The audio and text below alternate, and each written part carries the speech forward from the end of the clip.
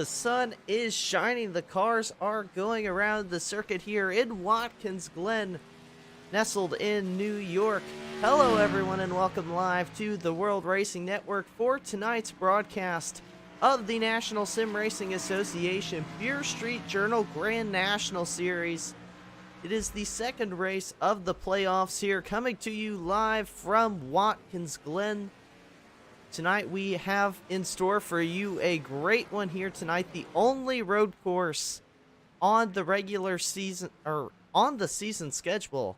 I do mean to say, practice just getting wrapped up here. We're going to go over to qualifying momentarily. It is Phillip Scott, the fastest car in practice here, but it is a tight field in the lap times. Glad to have you all with us here once again on this Thursday night. I am Mitchell Adams, as always, and tonight we have a race sponsor on board with us. Very grateful as always. It is the Concrete Fence 140, presented by Superior Concrete Products. We are very glad to have them on board with us tonight.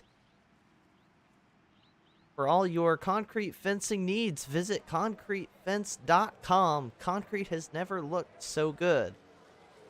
I checked them out earlier today. They do have a variety of products, and they are linked down in the video description, so make sure to go give some love to tonight's race sponsor over at concretefence.com. Now taking a look out onto the racetrack, where we have qualifying getting started, like I said, here at the road course, Watkins Glen International. 2.4 miles of racetrack these drivers going to have to contend with here tonight. This is the 83 of Adam Pettit, the Anything EC machine. Had a good run last week at Pocono, came in second place. Looking forward again here this week at the road course. Of course, no idea whatsoever for us here who is going to be good here tonight, who is not. Of course, we have practice times to look off of, but everyone was very, very close together. Again, Phillip Scott did get the fastest time in practice. Here is that World Ninja League number 99 machine, Phillip Scott. One thing to keep in mind, though, these drivers have not raced on a road course together all season long.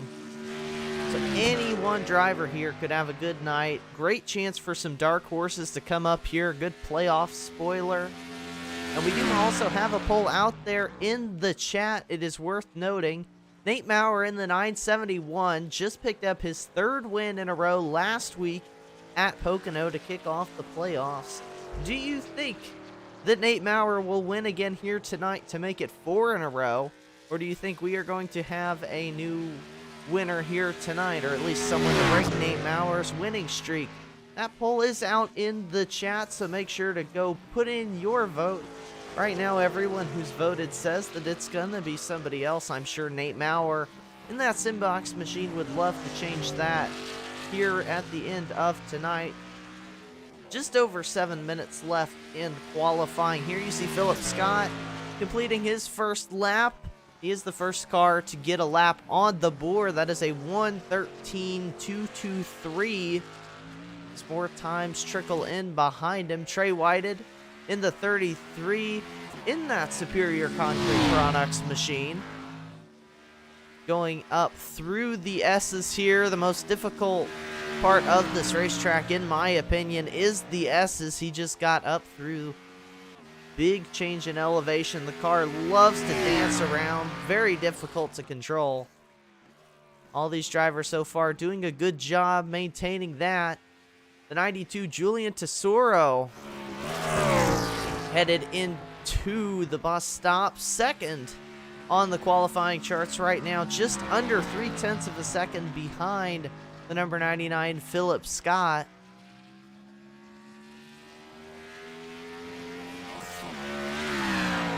You see, this is newer to iRacing as well. They used to not be able to run off the track like that. In fact, there used to be grass there coming out of the carousel, and that is no longer the case. iRacing has done a much-needed graphics update here at Watkins Glen International. It is a beautiful-looking facility for us to watch a race at here tonight. iRacing really outdid themselves when they updated this track.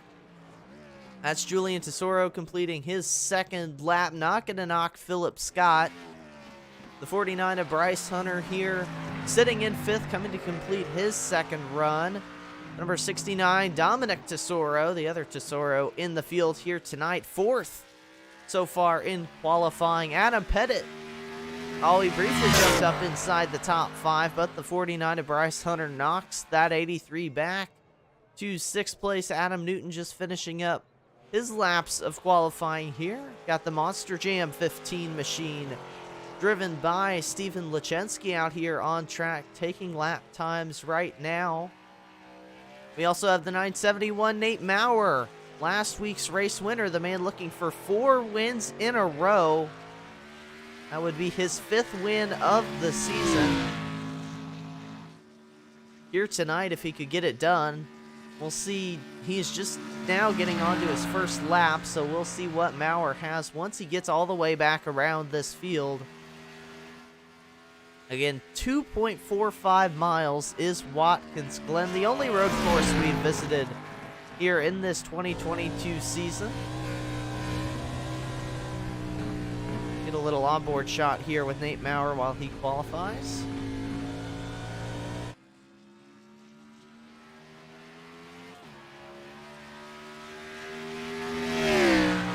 Maurer, the only driver out on track right now to take lap time. Oh no, actually I'm wrong about that. Here is the 39, the Beer Street Journal machine. This is Stan Hausman.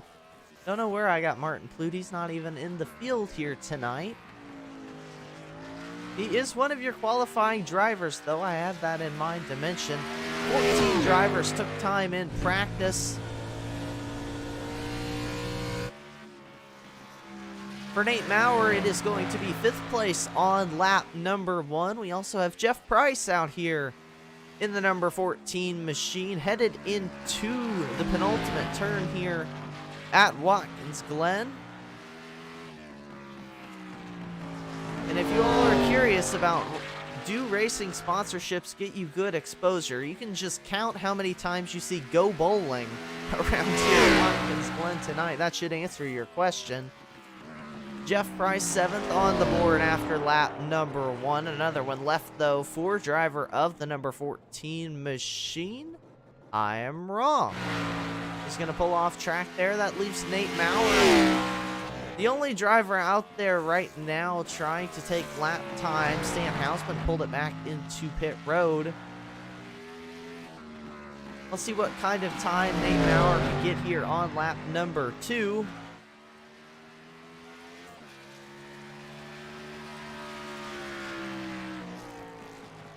That time jumps Nate Maurer up to 3rd place, a 13.892. That's going to come in just a shade over 0.7 of a second behind Phillip Scott, who sits on pole. We'll keep an eye and see if anybody else decides to go out and try to knock Phillip Scott off the pole. But most of your field here tonight has already gone out and qualified, and it gives us a chance to look over the playoff standings, because we did have some big shifts after last week's playoff opener at Pocono. These are your current Beer Street Journal playoff standings.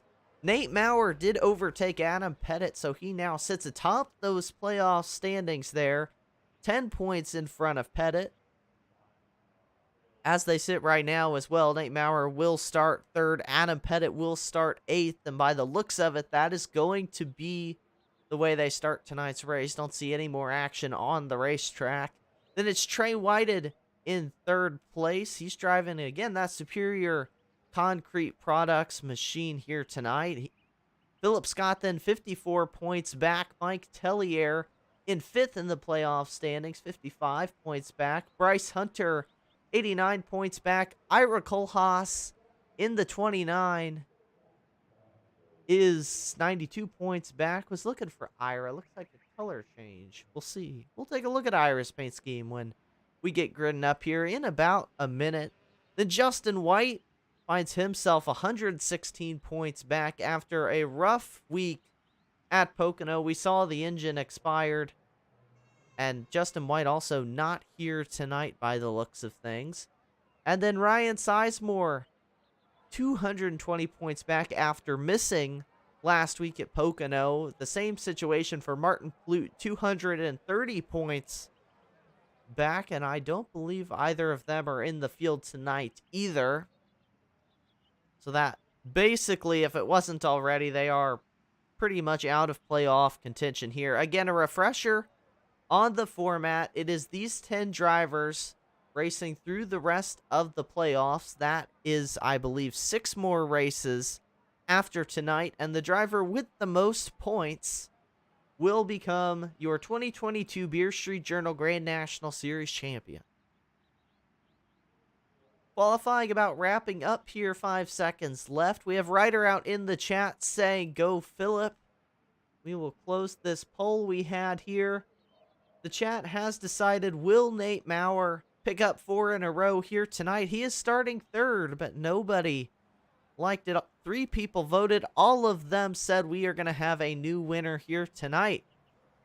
18 drivers set to make the start here at Watkins Glen, and we are going to run you through them all here. It is the number 99 World Ninja League machine going to be starting up front. That is Phillip Scott. Starting in second, the 92 Julian Tesoro. In third, the man who won last week again, trying to get 4 in a row tonight. That is Nate Maurer in the Simbox 971. 33, Trey Whitehead going to roll off in the 4th place position. The 69 of Dominic Tesoro going to start in 5th. Bryce Hunter to his outside in 6th. Jeff Price going to roll off from the 7th position. The 83 of Adam Pettit will start in 8th. 29, Adam Newton. Oh, see, here's what's throwing me off. We've got different numbers. 229s in the field. Oh boy, everybody buckle your seatbelts. It's about to get interesting here. In 10th, the 15 of Steven Lachensky. Then looking outside your top 10 here tonight, the 28 Sam Kohlhaas rolls off in 11th with Ira Kohlhaas to his outside. And on my end, Ira is the number 9 car, but we all know that is not the case here tonight. Then in the 13th place is Tom Lester in that Fox 48 machine. Starting in 14th, Doug Neal, another Simbox car here tonight. Then it is the 47, Mike Floppy Tellier, going to roll off from the 15th position.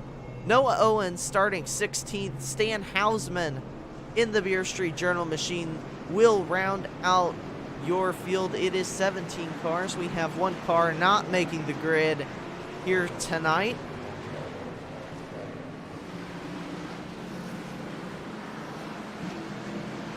Let us know out in the chat, as always, who you're rooting for. We know Ryder out there rooting for Phillip. Always have a lot of Phillip Scott fans. If you're a Phillip Scott fan, let us know out there in the chat. And if you're not, also let us know. 45 laps in store for these drivers here tonight. I would feel very safe in saying that they are going to be the 45 most challenging laps that these drivers are going to complete all season long. Road course racing like nothing else we do here in the Beer Street Journal Grand National Series.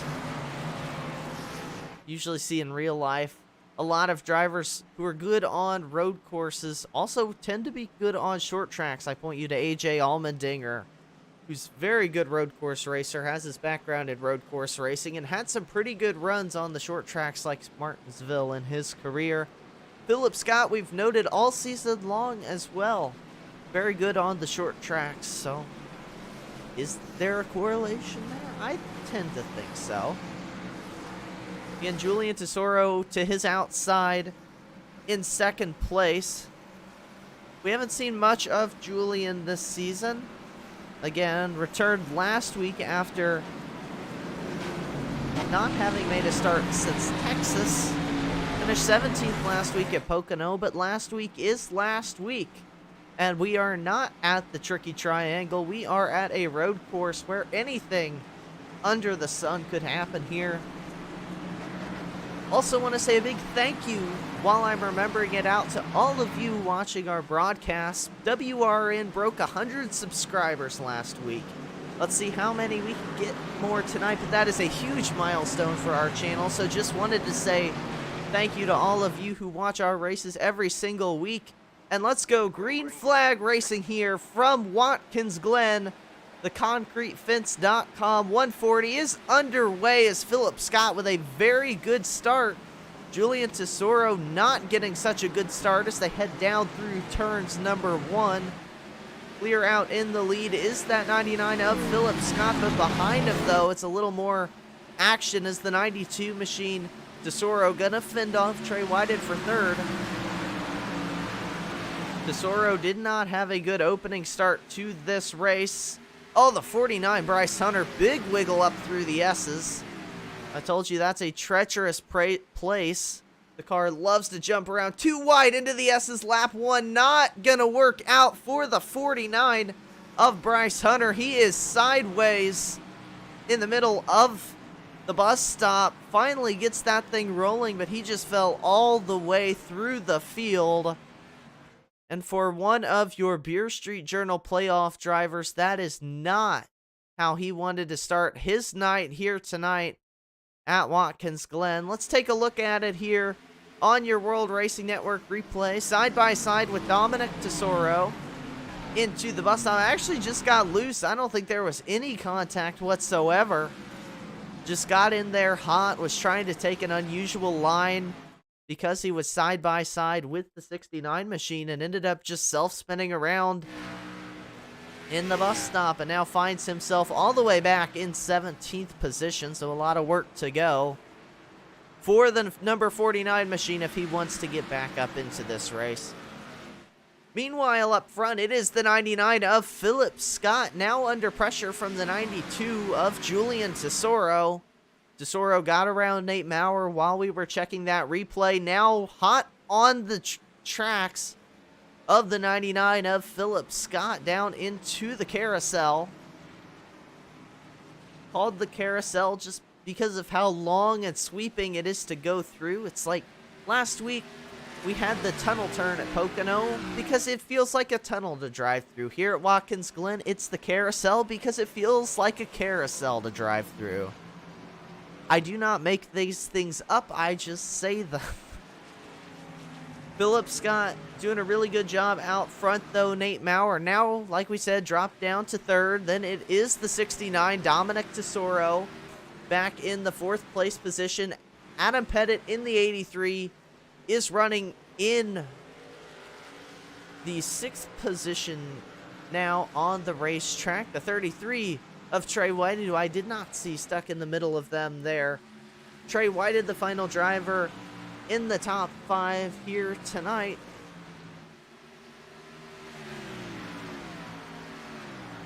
Let's look through the field, see if we have anybody doing battle here. Always fun to watch. Everything. Little fight going on between Jeff Price, Steven Lachensky, but I think the best battle on the racetrack is this fight for the race lead we're seeing on your screen right now. Phillip Scott, great exit to the carousel. Like we kind of hit on too in the opening of this broadcast, I love road course racing, especially in stock cars. It's a very unpopular opinion. I think this is so much fun to drive, so much fun to watch. I hope you all will find it the same way too here tonight, but for these drivers, it might be the biggest nightmare of the season. Update on the 47 machine getting from the production truck. Mike Floppy Tellier taking that car to the garage. See him currently sitting on pit road, actually with a ton of damage. Let's see if we can figure out what happened to the 47 machine here. Oh, an incident up through the S's, we're getting word. We'll dial that up here on the World Racing Network replay. Oh, he actually blinked out. Oh, looks like the 88 of Noah Owens was sideways in front of him. Let's go take another peek here at this one. This is the 88. This is Noah Owens up, exiting the S's. Just clips that wall a little bit, goes around Mike Tellier with absolutely nowhere to go, stuck in the wall. That is a toe to pit road for the 47. Very unfortunate incident for, again, another one of your playoff drivers here in Mike Tellier. Noah Owens is still out on the track, though, running 16th out of your 17-car field. That 17th car is Tellier in the pits. Up front, things have not really changed. Phillip Scott still commands about a half-second lead over the 92 of Julian Tesoro. In about 5 laps, we're going to really start to see if there's any kind of tire advantage, tire-saving games going on, because that is something that doesn't get talked about as much when you go to a road course, but still just as important as anywhere else is saving your tires. You saw Phillip Scott use all of the curbing there through the bus stop into the carousel. I've noticed Tesoro takes a much wider approach to the entry of the carousel than Phillip Scott. But watching the gap, though, exiting, usually Phillip pulls that 92 machine. The 92 much better in the braking zones, at least from these early looks we're getting. But the 99 really punches it down on exit, gets that drive on the straightaways. And that can have a lot to do with how these teams have chosen to set up the brakes in these race cars. We do run fixed setups in the NSRA Beer Street Journal Grand National Series, but teams do have 3 adjustments they can make. One of those is to the brakes. The other 2 are to the steering. That's more driver feel, driver preference. But the braking, especially here at a road course, very important how you choose to set those brakes up. Right now, these 2 drivers out front certainly seem to have those cars dialed in better than anybody else in the field. The 971 of Nate Maurer fallen back about 2.5 seconds behind those front 2, fighting for third with the other Tesoro. That's the 69 Dominic Tesoro.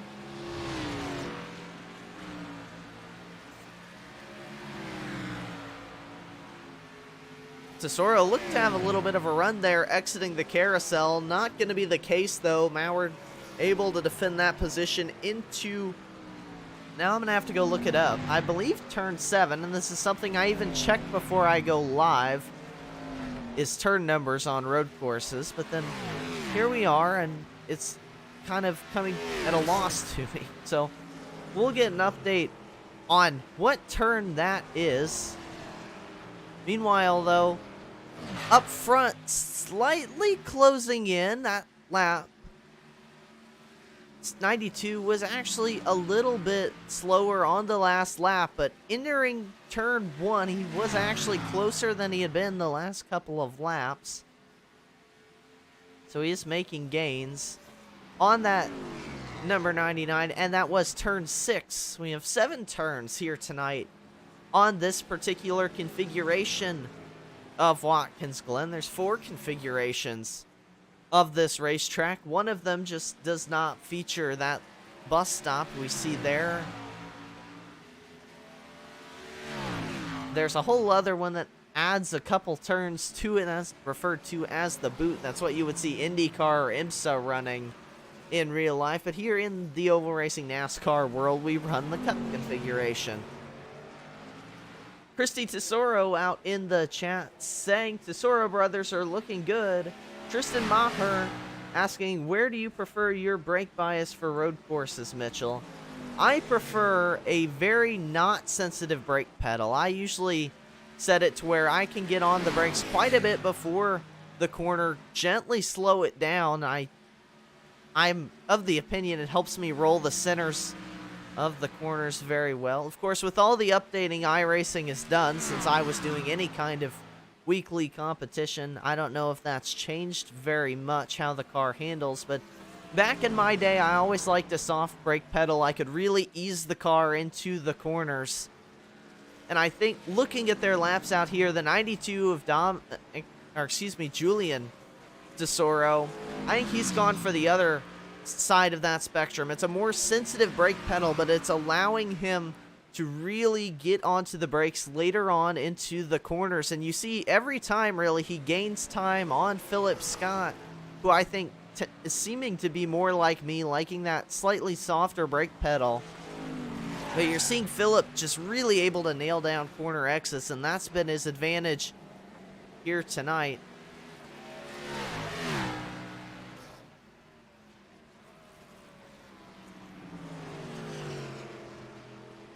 Taking a look through the field again, looking for any kind of battles, but really these battles for first and the battle for third, the best ones we have on the racetrack right now. Nate Maurer stretching the gap slightly now back to the 69 machine of Dominic Tesoro. Not up dominating the race like he has done the last couple of weeks, but still a solid performance so far for that 971 of Nate Maurer. And for the car behind him, Dominic Tesoro, it has also been a while since we've seen Dominic. Last ran before last week. We saw him last week at Pocono where he finished 8th. Before that, go back to the Beer Street Journal Star Spangled Bash, 4th of July week. Back in July at Texas was the last time we saw Tesoro. Has won top 5 on the season. That one came way back in June at Gateway. Of course, tonight is his 6th start of the season. Take a peek back up front because the 92 really closing that gap now on Phillip Scott for the race lead.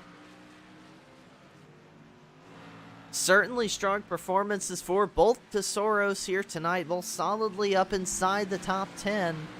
Or excuse me, top 5 even. They are both in the top 10. You see there, though, Phillip Scott just really nailed the S's much more than Tesoro, and that allowed him to stretch out quite a bit of a gap. But again, here through these heavy braking points where Tesoro seems to have the advantage, he really closes it in. Then going through the carousel, it evens out to about half a second. And now Phillip Scott able to get on the throttle and driving away about 4/10 on that straightaway alone. And then they go into the corner here. Tesoro cuts 2 of those tenths out of Phillip's lead. It's just the game of chess here on the road courses. We see it on the short tracks too, but really I feel like on the road courses it gets expanded upon because it's so much more important to nail that corner exit and entry for that matter. And again, that lap, Phillip Scott half a second faster, and that is where the gap sits right now for your race leader. Let's step back for a second. I think we should do our first listen in here of the night at Watkins Glen.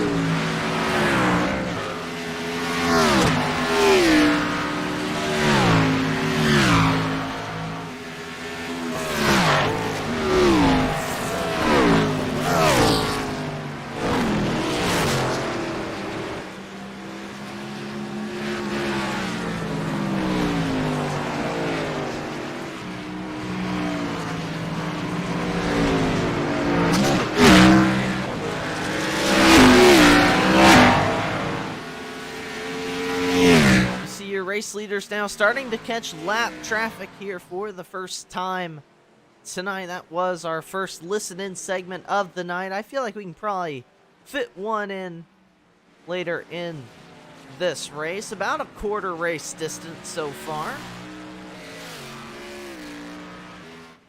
You see Phillip Scott continuing to hold that lead at bay. Back to the number 92 machine of Julian Tesoro here in the ConcreteFence.com 140. Again, want to give a huge shout out to tonight's race sponsor, ConcreteFence.com, presented by Superior Concrete Products. For all your concrete fencing needs, visit ConcreteFence.com.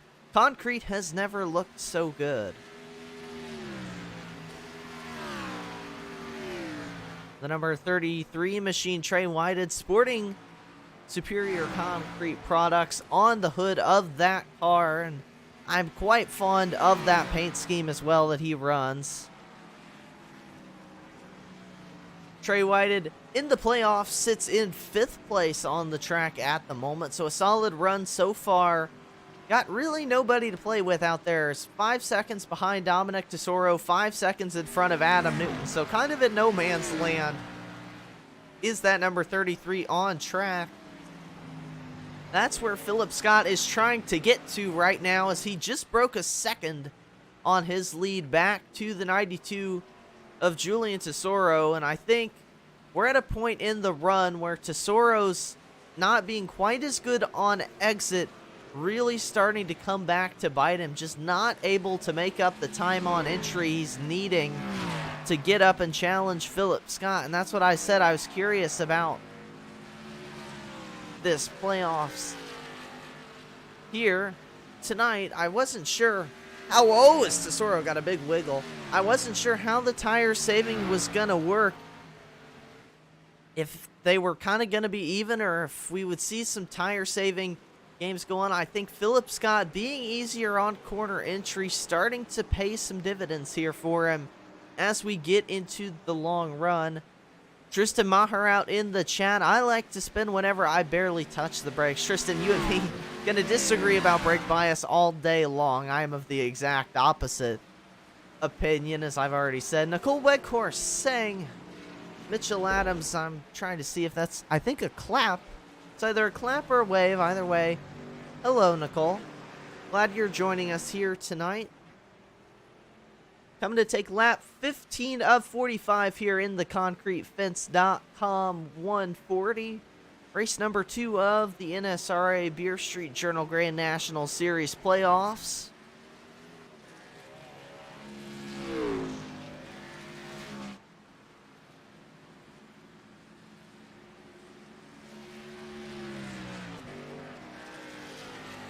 It's been a very solid day for Phillip Scott. Led every lap of this race so far. Continues to stretch the lead now over 2.5 seconds. So Tesoro hung in there for a very long time. But once he started to fall back, he's really falling back quickly.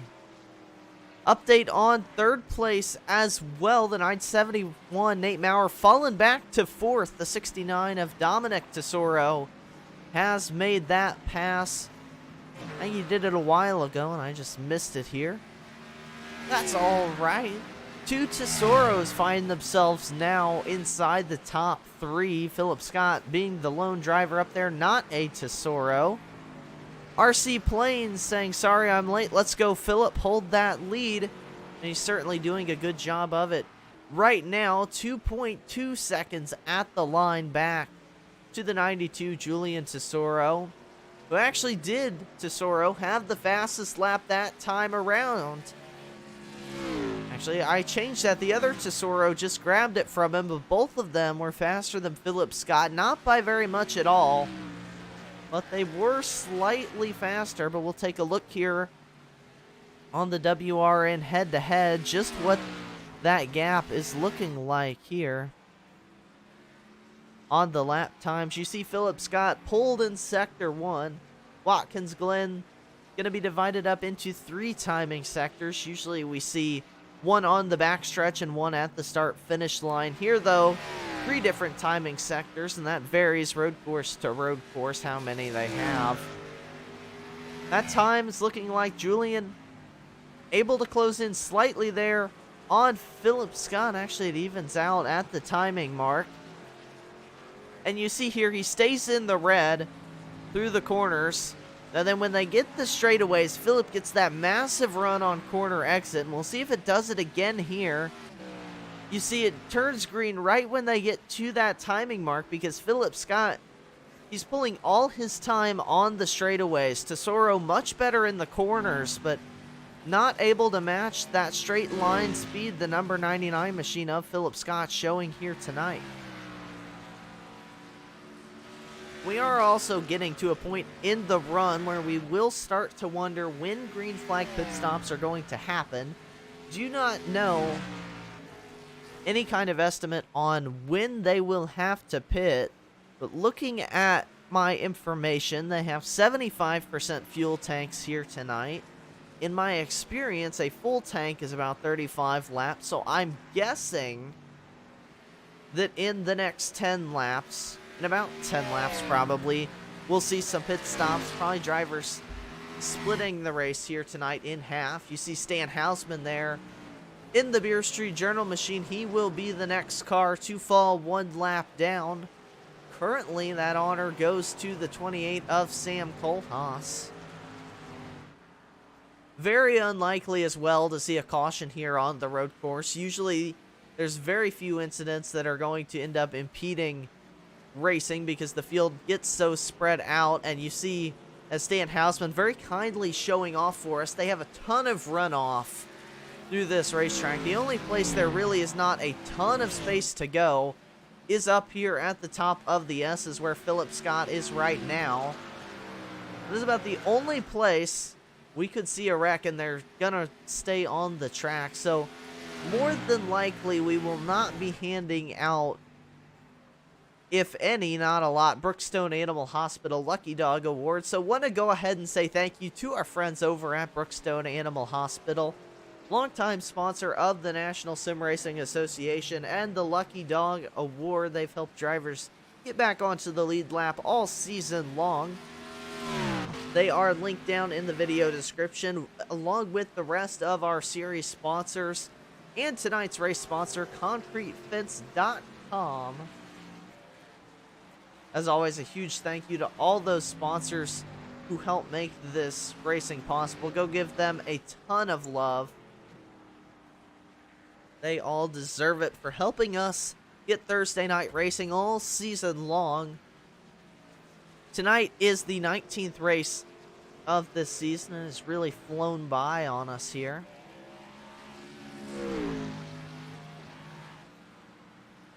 This is the point in the race. Things very, very, very spread out. You have Julian Tesoro 3.5 seconds behind your race leader. You have Dominic Tesoro, who is 11.5 seconds behind your race leader at this point. Nate Maurer has fallen even further. He is 18 seconds behind. Trey Whitehead rounding out your top 5, 25 seconds behind Phillip Scott. So the pace we're seeing from this 99 machine tonight, untouched on the long run here by anybody else. The 92, Julian Tesoro, seems to be about the only driver who can keep pace with Phillip, and we're seeing here as this run goes on that long run advantage we've noted Phillip seems to have over the 92.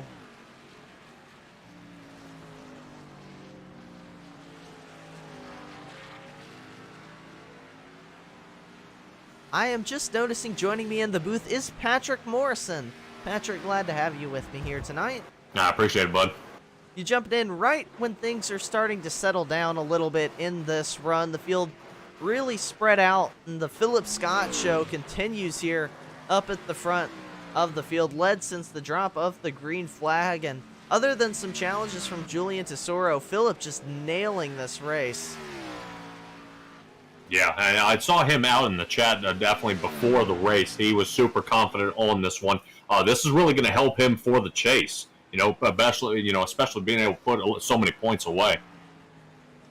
Yeah, and he's in a position, I'll bring those playoff points up again, where he could use a good playoff points night here. He is 54 points behind Nate Maurer, who is leading the playoff standings. 3 wins in a row for Nate Maurer, too. Really not a bad way to kick off the playoffs and end your regular season. But right now, Phillip, if he continues what he's doing right now, is headed for a very good points night, because not only does he pick up winning points, Nate Maurer is in 4th place, so there's a gap in points there, and he's going to prevent every other driver from getting those bonus points for leading a lap and leading the most laps. If he continues to hold a race lead, of course, we do have green flag pit stops, but in a very good place right now is Phillip Scott. Now that he's out comfortably in the lead, he can kind of command the race how he wants to.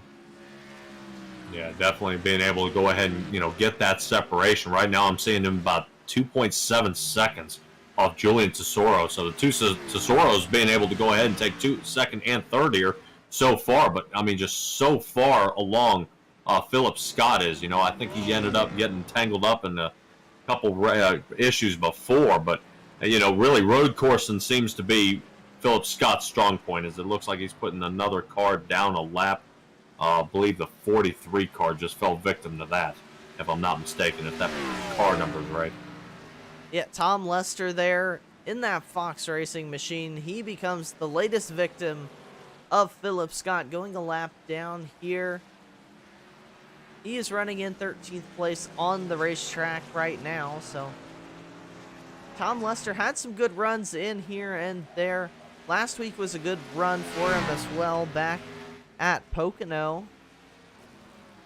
Coming into tonight, hoping for a good run, but like I've said, the road course, you really don't know what to expect when we have not had one this season, and it's the only chance these drivers are going to get to turn right and left in this 2022 season. Phillip Scott making the most of it, but there's drivers coming to these races looking for really a chance to get a good run, maybe go up there and get points you couldn't get on an oval.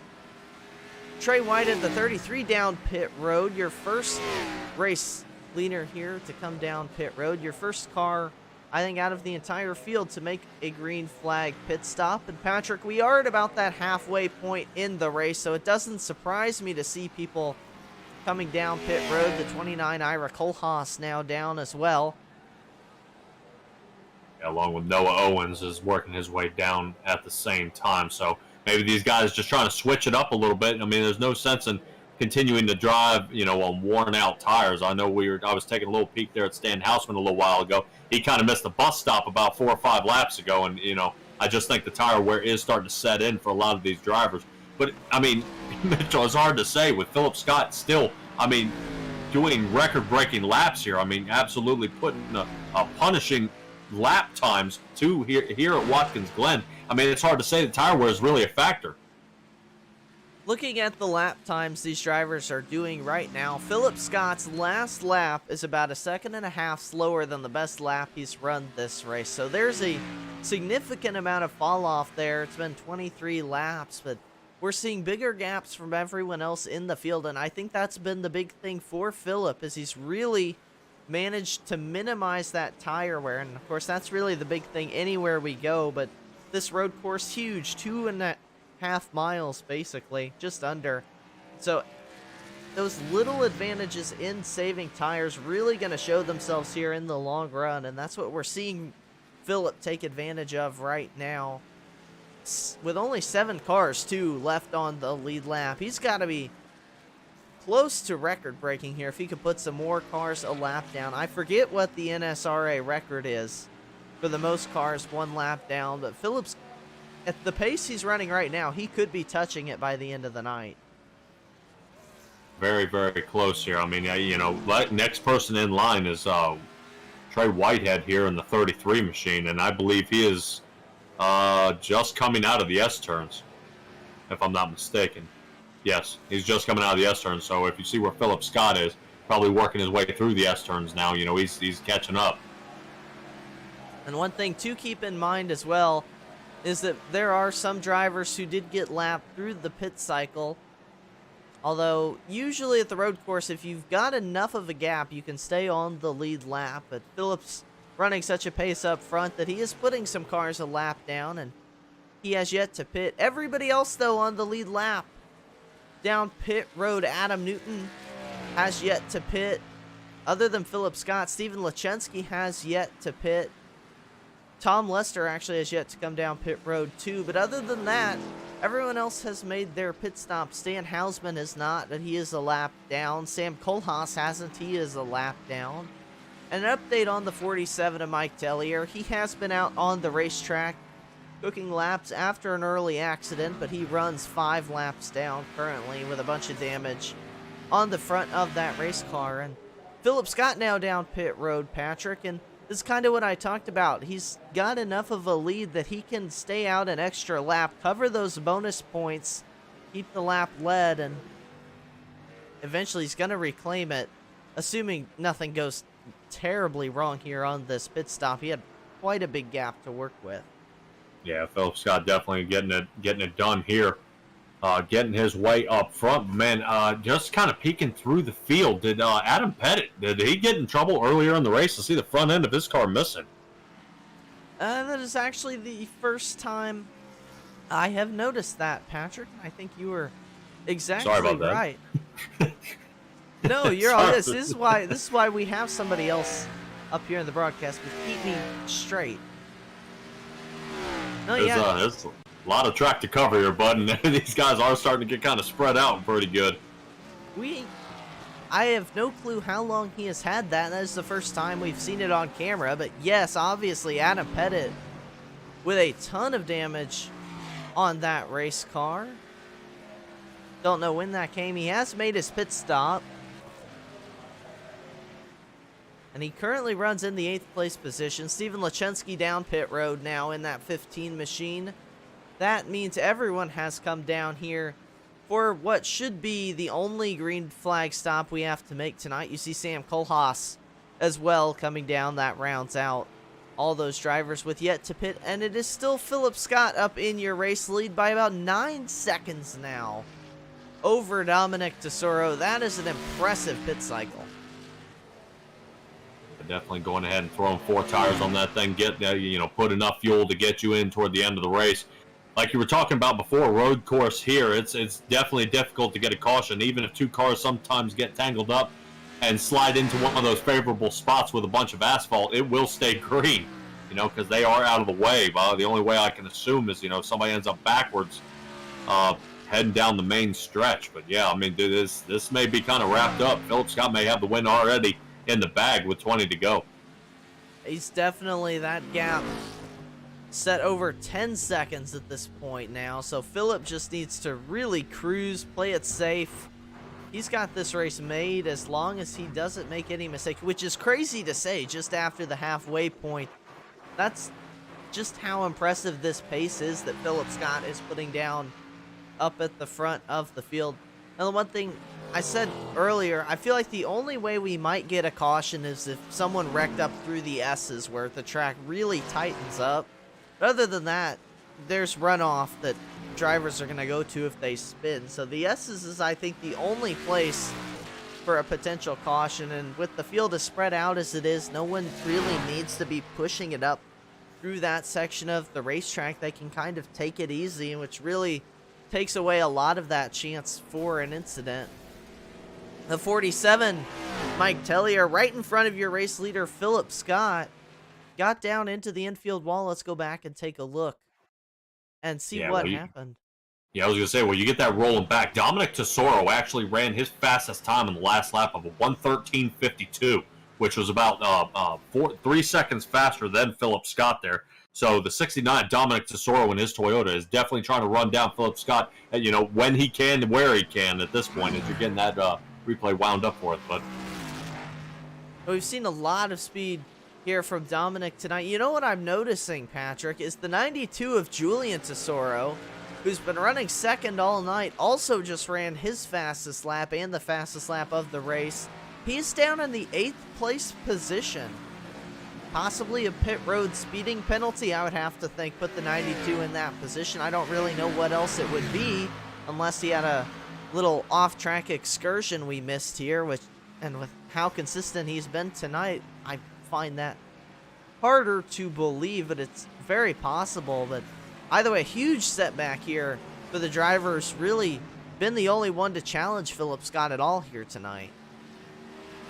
And speaking, and well, I was just talking about race time of Dominic Tesoro. Julian Tesoro then runs a 1:13.41, which is even faster than Dominic there. So, I mean, these guys in these Toyotas, man, once I guess these tires are starting to hook up, they're starting to really put a lot of speed on the track right here. But it's just so much to make up.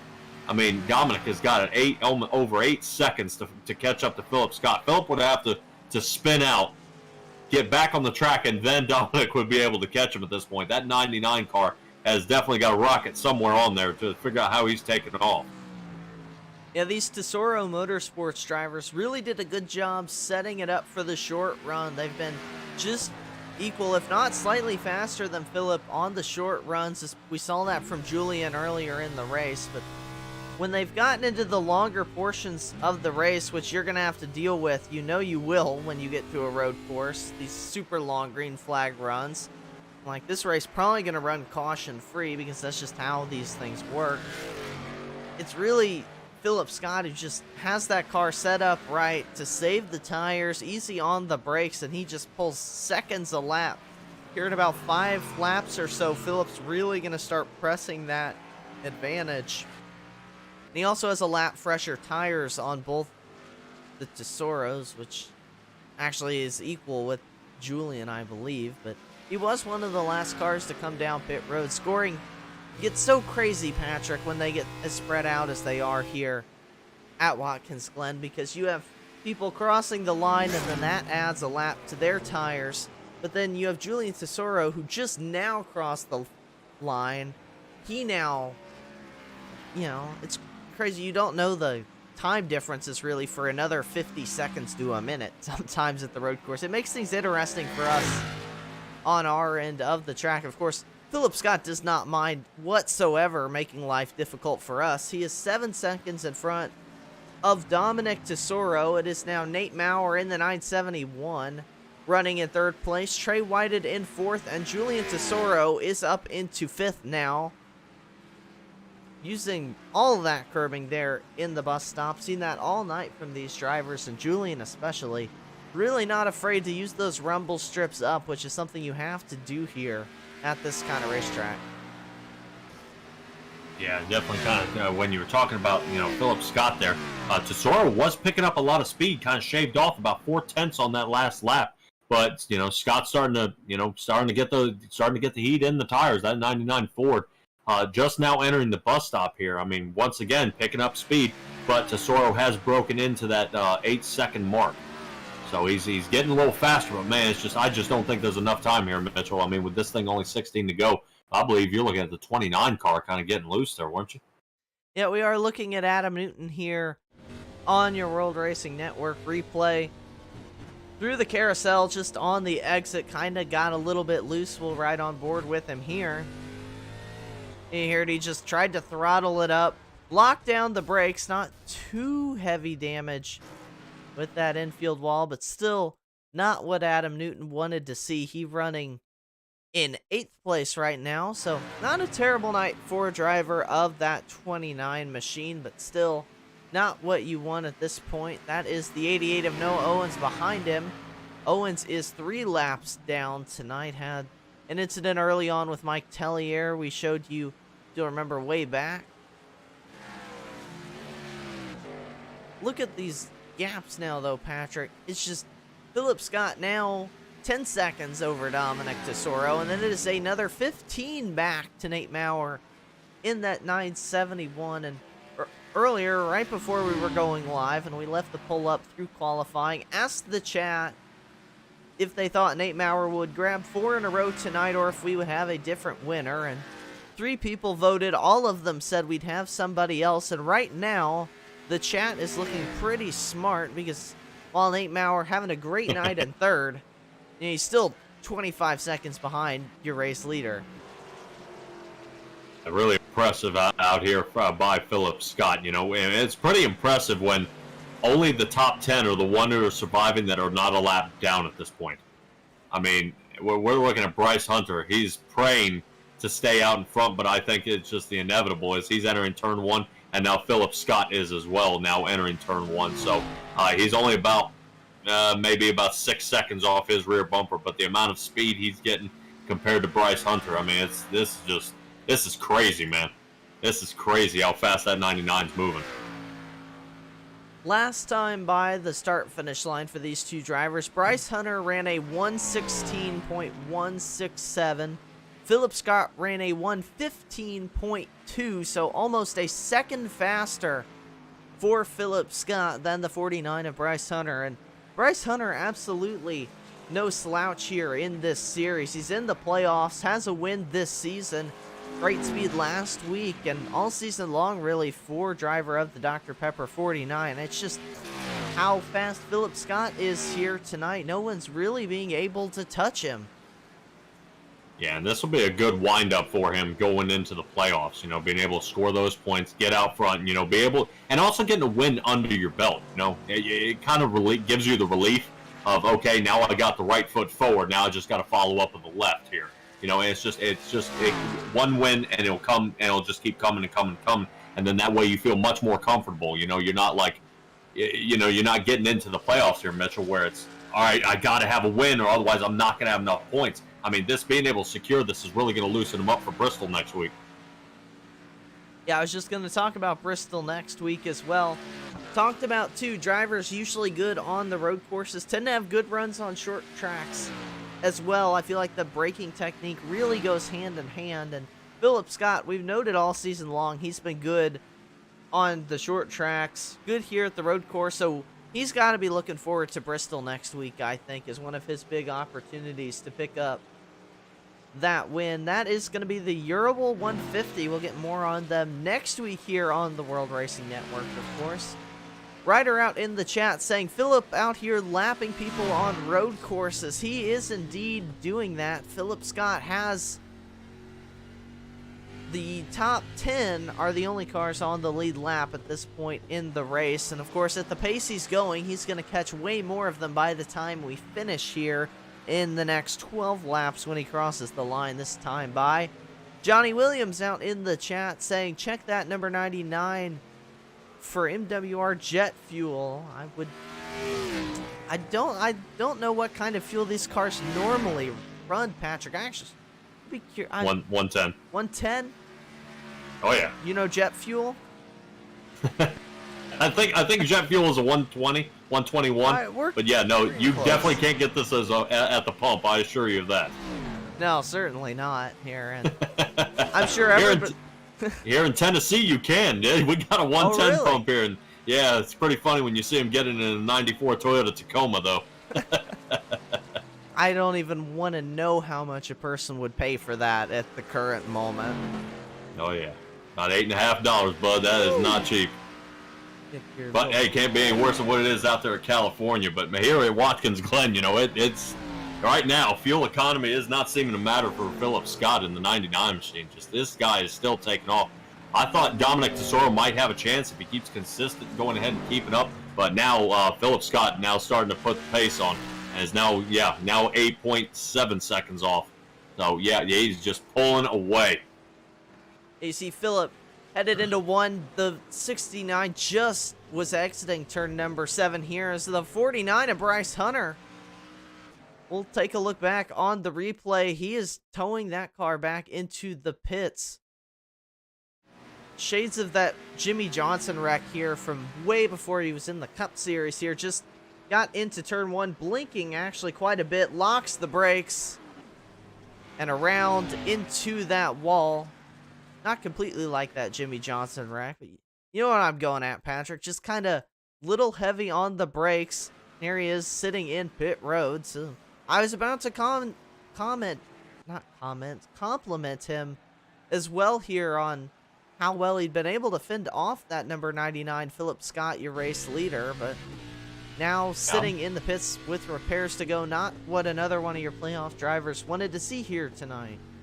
Now, I'm wondering if he had a mechanical issue. You saw him slide, and then all of a sudden, backwards he went. I mean, it just looked like there was no input after the slide, and I don't know if something disconnected or something broke there, but, I mean, immediately after, it looked like he may have been able to drive away from that one, but it kind of ended him right there. He is in pit now, trying to get it fixed, and we'll have to see if they can hammer it back out, or if they're going to be taking this one back to the garage. And we'll keep an eye on that Simbox Racing number 49 for you all. Now, here's an interesting update. We have it in our chat on good authority from the Justin White, lead admin of the National Sim Racing Association. The 99 will report for post-race inspection. Now, that is obviously not going to happen. We can't inspect a car that is within the rules. iRacing would not let an illegal car get out onto the racetrack, but still, it's fun to think about. I think I had that said once or twice in my career too. It's always fun when your competition wants you to get post-race inspected.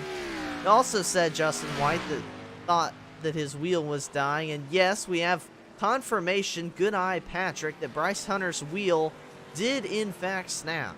That is not ideal. We hope you can get that fixed, Bryce. I know how tough that is. I've been there before.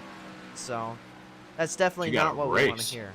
Yeah, we got a race, man. We got Bristol. You've got to get that wheel fixed. If you think wheel input is rough here, you got to try it there at Bristol, man. That is, yeah, those are fast lap times. By every 15 seconds, you're back in the wheel again. So if you actually break that down, man, that's about every 6 seconds you're diving into a turn. Yeah, I was gonna say at Bristol, you do more turning than you do driving on straightaways. Almost that little half mile, the world's fastest half mile at Bristol. That one always puts on a show, so make sure to tune in again, same time, same place, WRN next week. Race number 3 of the playoffs, and of course by then we'll know the results of tonight's race, and we are getting to that point, less than 10 laps to go here in the ConcreteFence.com 140, presented by Superior Concrete Products. For all your concrete fencing needs, make sure to go visit our friends at ConcreteFence.com. They are linked down in the description. Concrete has never looked so good as it will at ConcreteFence.com. You have any concrete needs, Patrick? Absolutely. I would love to build a house. I assure you of that. I would love to build a house with a basement, but right now there are fine economy and the interest rate absolutely skyrocketing. We're going to have to hold off on that one just a little bit there, Mitchell. We got to work on keeping it away from the economy here in the broadcast booth. That's not the first time. All of the WRN broadcasters getting pretty carried away here tonight at Watkins Glen. I don't want us back in New York. Oh, Justin man. White laughing out in the chat at us. Love to have a little fun here in the broadcast. It never hurts anybody. Absolutely. If you think about gas prices and tires on these race cars out here, man, you know these guys, with as many millions of dollars as these guys pass around, that is definitely not you can't turn away from that. It's an obvious issue. But here we go, man. Just great racing out here tonight here at Watkins Glen here, Mitchell. I mean, this has got to be a blast for some of these drivers, but these guys got to start getting pretty tired out here. I think it's a blast for Phillip Scott. I think for everybody else in the field, they're getting a little bit tired of it, and they say, can't we go to Bristol already? But Phillip, you saw there, put Sam Kohlhaas another lap down. He'll drop to 4 down. As well as Mike Tully are going to drop 7 down of your race leader here. Not the night he wanted, but yes, Phillip continues his rampage here at Watkins Glen. I think, like I said, even if you are the race leader, I think at some point you start to get tired at the road course. I don't really know how to describe it, but long runs at road courses just feel so much longer than they do at an oval track. It's probably because it takes 1.25 minutes for them to get around this place versus 30 seconds at the tracks we usually hit. I mean, it takes a lot of focus here on the long runs at road courses, and when you get deep in a race where there's, normally we have technically 4 corners, really 2. Here you've got 7 very unique corners you have to deal with, and then you got to do it 44 more times.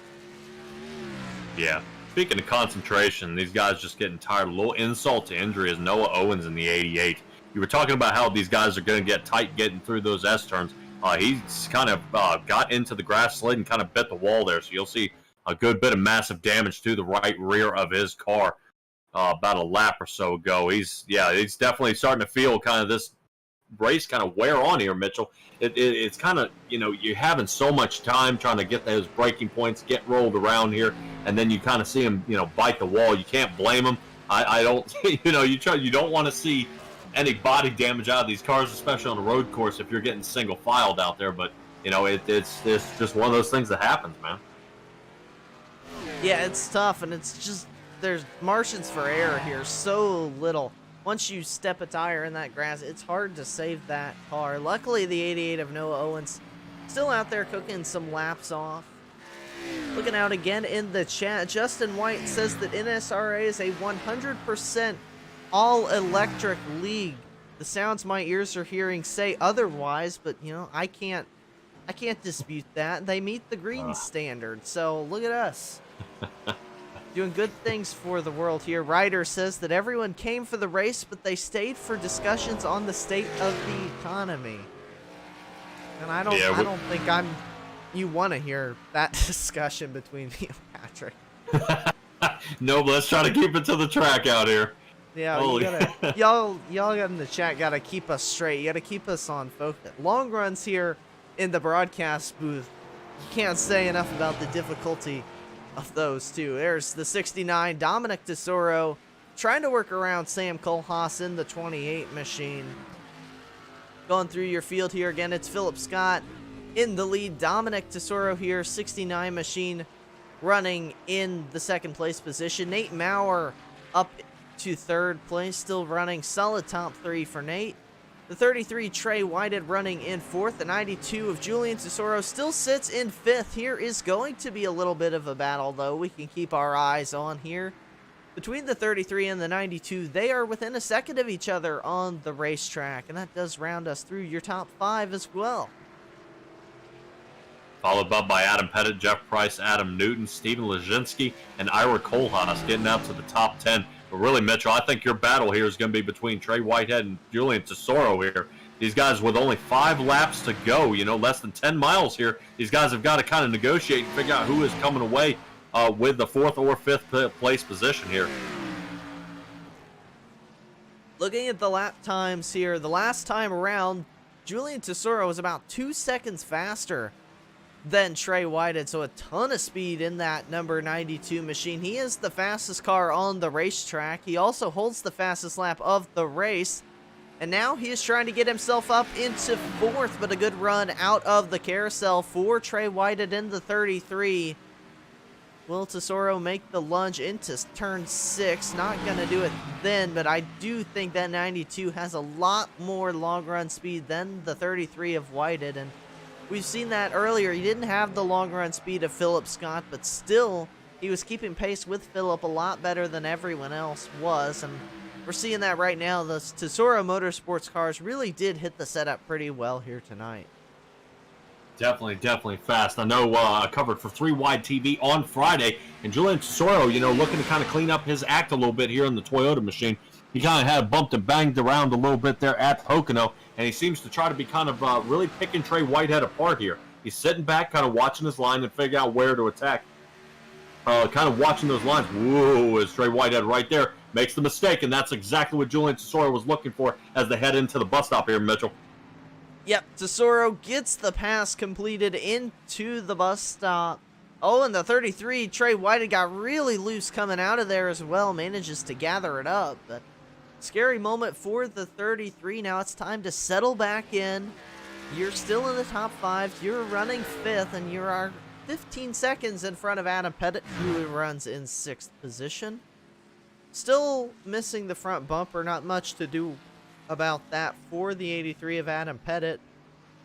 Still, though, solid 6th place run here for Pettit with just 4 laps to go. Not a bad night's work, and he struggled at the end of the regular season, but really starting to turn things around here in the playoffs. The race car might not look like it, but still 6th place, a solid night for Pettit. Of course, Phillip Scott had also kind of started to struggle a little bit toward the end of the regular season, but really coming into his own here tonight. Driver who's won quite a bit this season, Phillip Scott. He has won twice. His wins came earlier in the season back at Rockingham and at Darlington, so it had been quite a bit since Phillip Scott got to victory lane. I'm trying to do some quick math here.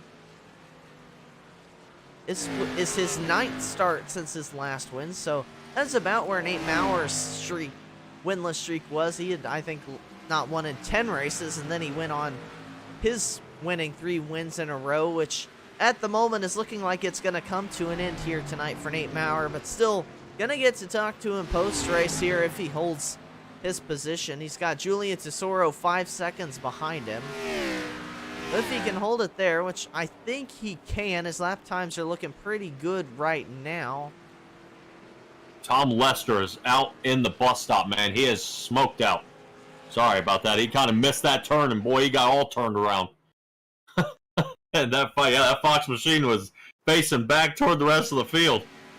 I think he had a little bit of the Stan Houseman issue there a little bit earlier, but we'll see how it is in the replay and see what happened. Yeah, I was fighting with Stan and just got in too deep on the brakes, blew it. Great job not getting into that Pure Street Journal machine, getting it locked down. We see that sometimes in real life too, where they just blow that turner. They have to go sit there in the middle of the bus stop, and then they get back out on the track, all fair game. I think Tom Lester added a little bit more pizzazz to it, but same principle there for driver of the 48. Phillip Scott going up through the S's on the final lap of the race, too.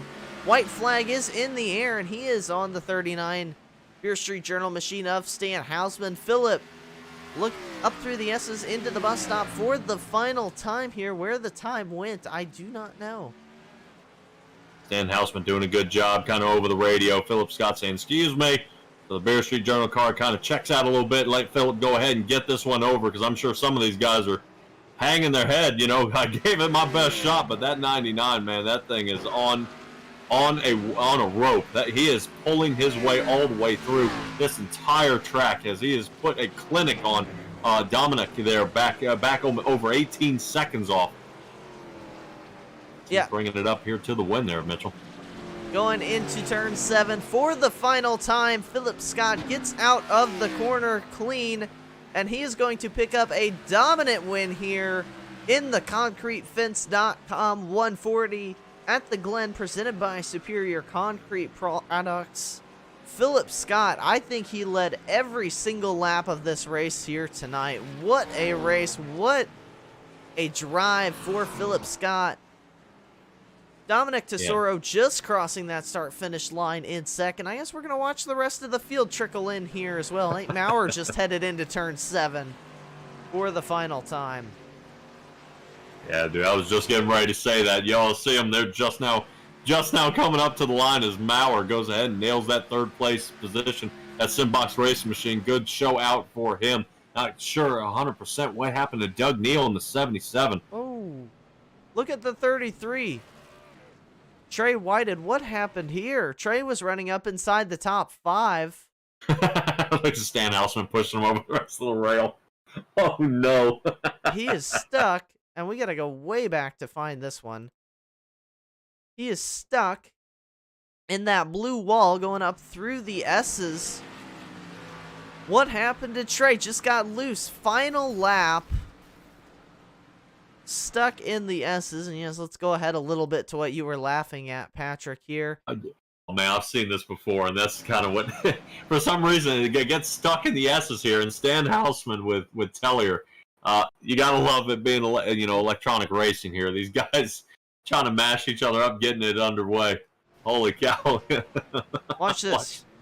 Not to laugh at the situation, but the 39 comes in, gets him on the other side of the wall, so that, unfortunately, we don't want to laugh at it. The last lap, you hate to see that for Trey Whitehead. He's got the sponsor of tonight's race on his hood, ConcreteFence.com. Had a great run of things here tonight. Was going to finish in the top 5. Unfortunately for him, that finish going to go to 8th place, I believe, actually. So still not a terrible night, but not the finish he had in mind here. As we're going to go catch up with Phillip Scott doing some post-race celebrating here on the front stretch. Also get your post-race interviews lined up for you. It is going to be Phillip Scott, Dominic Tesoro, and Nate Mauer here in the WRN post-race show. So stick with us here. We'll get right back with you after this quick break with interviews from your top 3 finishers.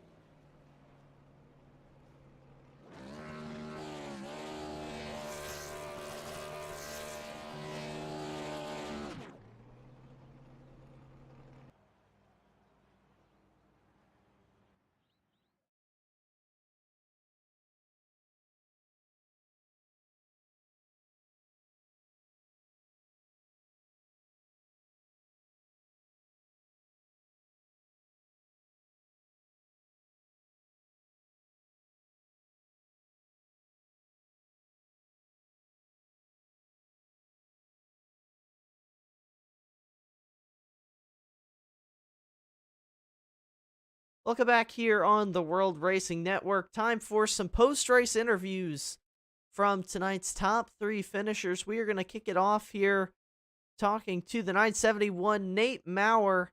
And you could get that 3rd win in a row. We were looking for you to do it, but still 3rd place, a solid run here at the Glen. Yeah, three or four in a row was not going to happen tonight. Yeah, there's just no way it was going to happen here tonight. I'm actually very surprised I finished P3 here. I should have finished P4, but shout out to Julian to Zero for getting that speeding penalty. So we'll take P3.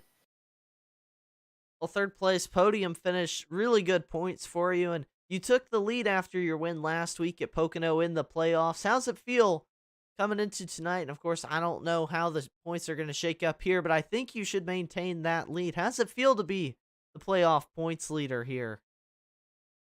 It feels good. I don't even know where we're going at next week, but hopefully it's another decent track for me. I'm just trying to be smart through this race. I was going to let Dominic go coming out of the carousel, but he was so close to me going to the bus stop there that I about wrecked. I don't know how I saved it, and I was like, I'm not even going to push anymore. I'm just see if I can finish here in P4 here tonight, and yeah. So hopefully next couple of tracks coming up are good for me. Well, we've got Bristol next week. How's Bristol? I think you've won there.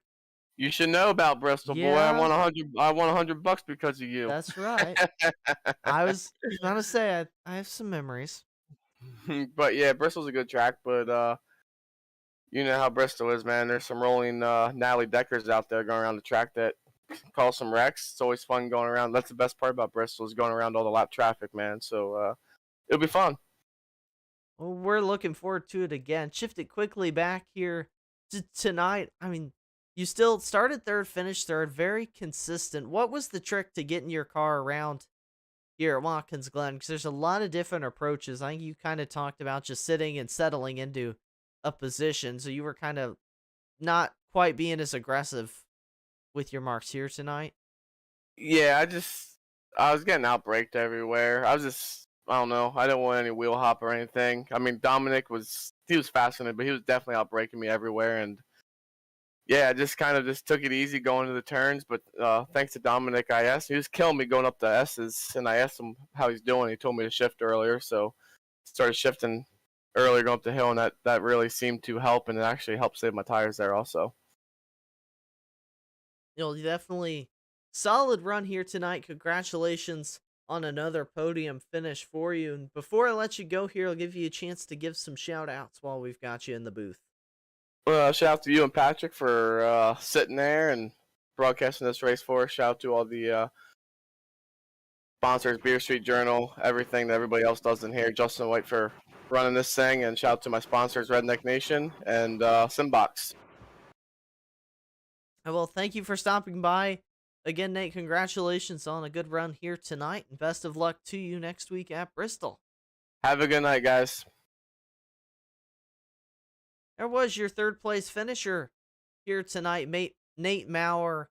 in the Simbox Motorsports 971. Couldn't pick up his 4th win in a row, but still a solid run for him. We'll shift gears now to the number 69 machine driven by Dominic Tesoro, and I believe Patrick Morrison caught up with him. All right, Dominic Tesoro, man, what a race out of you tonight. That 99 was fast. I mean, was it? What was your strongest part of the track here at the Glen? My strongest part or his? Oh, yours. Let's start with yours, bud. So for me, I think the initial S corner, so 2 and 3, I was very, very quick there. I believe I was quicker than everybody on track there by at least a tenth or two. I just felt very, very comfortable there. The car was super planted with kind of how I entered the corner and upshifted super, super quick. That, and then I would say the second to last corner, I had that one down pat pretty good. But other than that, man, it's both Julian and Phillip just blew the doors off everybody. It was almost impossible keeping up, to be honest with you. Yeah, it was definitely super fast seeing you guys racing around here tonight. It was just, unfortunately, just unable to keep, fast enough as Phillip Scott. But, he's a road course guy, I'm sure, and that's kind of what you expect to see. But regardless, I mean, you still put up one hell of a fight out there. Yeah, it was definitely fun, man. I mean, it's preparation for us for tomorrow. Julian's in the points for the truck race tomorrow, so we just wanted to come out tonight, get a feel for at least something similar to a truck at this track. And I tell you what, man, it was good practice for sure, especially on track with as many people as we had tonight. So. All right, man, and that is a fantastic job. It's just really, what is there anything you think you could have done to really, put Phillip Scott in the rearview mirror here tonight? So I don't think I could have kept him there. I do think we could have passed him. My problem, I guess, where I screwed up, and at the point where I realized I screwed up, it was far too late. But it was when I was staying behind Nathan. I stayed behind him for several laps, thinking that fuel was going to play a bigger factor than it did.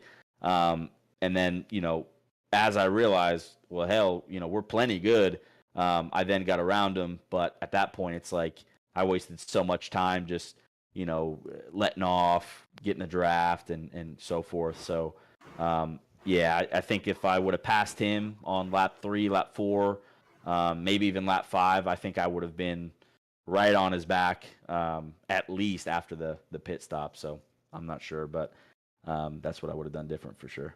Yeah, really get a good nudge on that 99, kind of make him let him know that you're there. But really, fuel mileage and draft are not going to be really a whole lot of what's going to be a concern at the next track, which is going to be Bristol Motor Speedway. How you feeling coming off-road course and in the short track? I don't know if we're going to make that one. If we do, it's definitely going to be a first time for myself. So I guess we'll see how it goes. But we've had pretty good luck stock car racing at short tracks, whether it's the trucks, the Xfinity, or the Cup car. So I think we'll be pretty competitive regardless. All right. Fantastic job out of you tonight, bud. Tesoro Motorsports, one of the guys, obviously, here. But go ahead and give me those shout-outs here, bud. Yeah, Tesoro Motorsports, RD Designs, Red Sim Designs, everybody putting the paints together. You guys in the booth, of course. Justin for doing an excellent job every single week that we race in both the Truck Series and the Xfinity Series. Can't wait for next season, man. That way it's like a reset button, race all the races. That way we actually can play for points. But yeah, man, all you guys, everything. I appreciate it. All right, we appreciate you, man. And hopefully you're able to squeeze in next week because short track, it's going to be a toughie. Yeah, I heard. All right, Dominic, fantastic job tonight. See you again. See ya. All right, Mitchell, and that is Dominic Tesoro and Phillip Scott. Out as far out as Phillip Scott got, I think you finally got out there and ran Phillip Scott down, Mitchell. That 99 car, figure out what's under the hood. Yeah, Phillip Scott, Mitchell Adams here with the World Racing Network. What a run it was for you here tonight. Really, other than a little pressure from the 92 Julian Tesoro early on, you were untouchable here at the Road Course Watkins Glen. Yeah, this was of course, people are well aware of my road racing background and that I'm pretty much a road ringer that happens to do ovals. And I I've had this date circled on the calendar literally an entire season, and I knew that if I like didn't win this, it'd make me look silly. um, but yeah, Julian, of course, was really fast. He's always fast on the road courses, in the trucks too. And the one thing that I was just out there trying to cool my tires, like keep my tires cool, keep them fresh the whole first run. But he was obviously putting lots of pressure, so I couldn't exactly do that first run. I just had to like just save a little bit here and there, um, whenever I got some breathing space. But he was super good, especially through that bus stop. And then eventually I put out a little bit of a gap. But once he pit, I was debating whether to go 1 or 2 extra laps, just because I just fresher tires the better, and but I knew that there was the risk of being undercut, and but then he got that speeding penalty. So I saw that it was like 10 seconds to Dominic, so I just like kind of chilled, like really took it easy for the first like 5, 6 laps, and then started just going my normal speed, more normal pace, and just went just kept on logging laps, and I was pretty much in the zone, and yeah. Yeah, and how much before the race? Because you talked about him being a little faster through some of the braking zones, some of the corners. How much before the race you kind of play around with those brake bias settings and tune that to your liking? Or are you one of the people who kind of just likes to run whatever you get? Yeah, I definitely like to tweak the brake bias, especially at a road course, because I was really locking it up with the default, so I usually like to have it kind of rolled back a bit, even on some ovals, and yeah, that just made it easier to just, even if you wheel hopped a little bit, it wouldn't get all squirrely. But even then, wheel hopping wasn't that bad here, because it's the new scan, so the track's a lot smoother than it used to be. But yeah. Yeah, I think this is the first time I've been to this track to watch or drive a race since iRacing did the update here. It's very nice work they did. I said that at the beginning of the broadcast too. Looking ahead to next week, though, we are going to Bristol, the short track. How confident are you going into Bristol? Because it's a pretty big change going from 2.5 miles back to a half mile. Yeah, I'm pretty good at Bristol. I feel pretty confident there, but like anything can happen. There's, tempers flaring, there's bumpers, just tons of bumper to bumper action, and heck, it's the playoffs. Like tempers were flaring uh at Pocono in the trucks last week, so it's like, they could be anywhere in Bristol. The intensity is really gonna pick up. So I all I can do is just run my best race, just take care of my stuff, get to the end in one piece. I think that's a great way to look at it, and it worked out for you here tonight. Before we let you go, though, celebrate more, Phillip, I'll give you a chance to give out any shout outs you would like to while we've got you here. Yes, sir. Yeah, my sponsor, World Ninja League. Go check out my the site I made, worldninjaleague.org. We just updated it and stuff. So yeah. Well, again, thank you for stopping by. Congratulations on a great run here tonight, and best of luck to you next week at Bristol. Yes, sir. Thank you. That is going to do it for our post-race interviews here tonight at Watkins Glen. And Patrick, Phillip Scott, we saying it all broadcast long, talked about it in the interviews, just no one could touch him here tonight. Yeah, super fast out of that 99 car. Phillip Scott just had it down. I'm interested to see, what these guys can do at Bristol for sure. Yeah, and again, Bristol will be next week here on the World Racing Network. That is going to be a fantastic race. You won't want to miss. That is going to be the Urable 150 we will have for you next week, and we will have more information on Urable next week. But we got to thank once again tonight's race sponsor, ConcreteFence.com. This was the ConcreteFence.com 140 presented by Superior Concrete Products. Again, make sure to go give them some love. Their link is down in the video description if you are interested in getting some concrete or doing all the various things you could do with concrete. I know Patrick wants to build a house. You could use Oh yeah. concrete for that. For all your concrete fencing needs, make sure to go visit our friends at concretefence.com. Concrete has never looked so good. And of course, as always, we have to thank all our sponsors here in the NSRA Beer Street Journal Grand National Series. Of course, our great friends over at Beer Street Journal for being the title sponsor here. Make sure to go check them out. Max Graphics, Stay Tuned Sports, Simbox, Brookstone Animal Hospital. Again, tonight was the road course. We really don't give out Brookstone Animal Hospital Lucky Dog Awards here, so big shout out to our friends at Brookstone Animal Hospital. Then we also have Taz Racing Customs, JNR Craftworks, and Eclipse Photography. All of those series sponsors help make Thursday night racing possible here on the World Racing Network. So do all of you out in the chat. And even if you don't interact in the chat, thank you for watching here tonight. Again, we just broke 100 subscribers in our last race. So big thank you to all of you for your continued support of the World Racing Network and our National Sim Racing Association coverage. We had Justin White out in the chat, Ryder out there a lot. Again, toward the end, we had Tristan Maher out in chat, Christy Tesoro, RC Plains, Johnny Williams, Nicole Weghorst, and more. All gave us a visit here out in the chat. But Patrick, that about does it for us here in New York. We're going to pack up the production truck and get ready for Bristol, Tennessee next Thursday night. Should be really good one.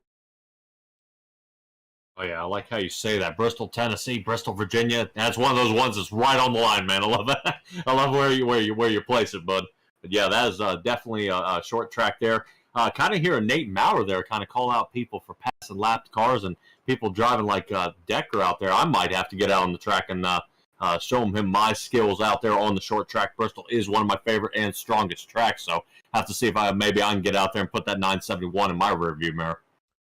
Yeah, you go take him down. He brought up the fact that way back in the day when I was racing in the National Sim Racing Association, we had a bounty put on me when I had a little winning streak going, and Nate Maurer was the driver who snapped that streak and claimed the bounty that had gotten up to over $100 by that point, like he said. So he had to rub a little salt on that wound here tonight in his post-race interview. All I'm saying, though, is I got 6, he got 3, so I still have the better streak going, Nate. Yeah, that's all right. Hey, you always look up to your heroes.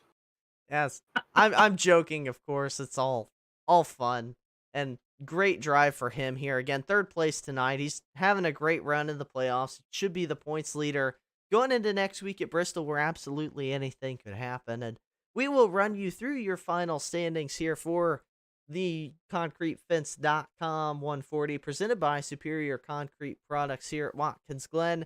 It was Phillip Scott picking up the race win here tonight. Dominic Tesoro, the 69, finishes in 2nd place. Nate Maurer comes home in 3rd. And then it was Julian Tesoro finishing in 4th. Adam Pettit rounded out your top 5. Jeff Price came home in 6th. Adam Newton 7th. Trey Whitehead. Man, I hate it for Trey Whitehead. Ran 45 laps, had a little issue going up through the S's, got stuck in the wall, and that is that. Comes home a lap down here. Actually, looking at this, currently it's being scored.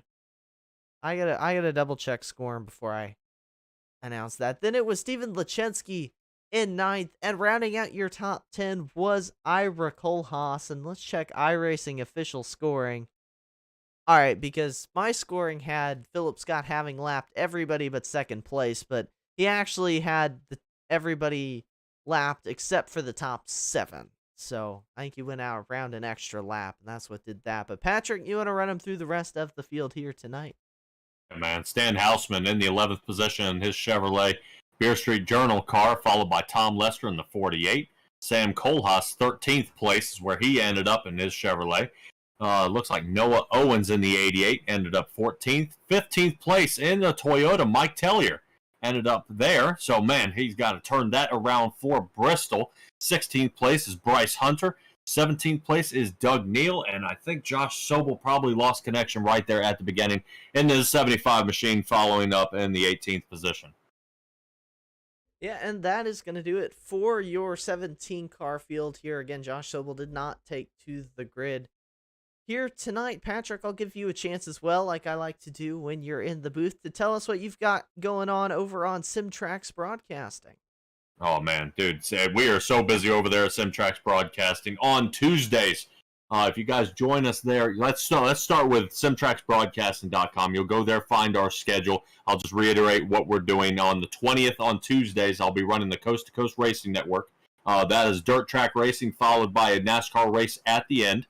Wednesdays will be the Racing Revolution. Green flag starts at 8:30 there. And then I'm picking up a new league of the Graceland Shootout Series, and that'll be starting on the 24th of September as well. That'll be kind of a late model runs for those guys, as a shout out and a throwback to the great Elvis for that league there. And you can join us at any time, anywhere. But yeah, check us out at SimTraxBroadcasting.com. But always here Thursday nights, man. Check out Mitchell here at WRN. This is a fantastic place to be. I really like the Beer Street Journal and what Justin White has put on, and the show these guys put on here. So, I mean, I pop in from time to time, and I can't get enough of how the NSRA runs their leagues here. But, yeah, great job out of these guys, and join us here at SimTrax Broadcasting when you can. Yep, definitely make sure to go check some of that out if you cannot get enough iRacing content here. But for us at the World Racing Network, we will see you next Thursday night for race number 3 of the NSRA Beer Street Journal playoffs, the Urable 150 at Bristol Motor Speedway, the last great Coliseum. But until then, for all of us at the World Racing Network, my broadcast partner tonight, Patrick Morrison, hope you all stay safe, have fun, and we will see you next time.